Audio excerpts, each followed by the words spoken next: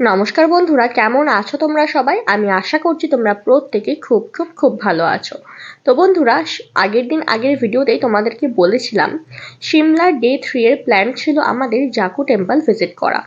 আর জাকু টেম্পলে যাওয়ার জন্য আমরা কিন্তু রোপওয়ে রাস্তাটাই বেছে নিয়েছিলাম। কিন্তু আমরা প্রথমে ভেবেছিলাম আমরা জাকু টেম্পলে পায়ে হেঁটে উঠবো। অ্যারাউন্ড 40 to 60 মিনিট পায়ে হাঁটার পর আমাদের মনে হলো ইটস ইম্পসিবল, কারণ আমার অ্যাস্থমার প্রবলেম আছে আর আমি ব্রিদিং কন্ট্রোল করতে পারছিলাম না। তাই 40 to 60 মিনিট পায়ে হেঁটে ওঠার পর সেখান থেকে আমরা ব্যাক করি এবং রোপওয়ে রাস্তাটা কিন্তু আমরা বেছে নিই। আর রোপওয়েতে চড়ে আমার মনে হয়েছিল আমার হয়তো ভীষণ ভয় লাগবে, কিন্তু তা একদমই নয়। আমাদের জার্নিটা ছিল খুবই সুন্দর আর ভিউটাও ছিল কিন্তু অ্যামেজিং। রোপওয়ে থেকে নামার পর অ্যারাউন্ড 10 to 15 মিনিট পথ ছিল আমাদের পায়ে হাঁটার। আর সেই পায়ে হেঁটে হেঁটে আমরা পৌঁছে গেছিলাম জাকু টেম্পল। আর সেখানকার সৌন্দর্য ছিল একদম অমায়িক।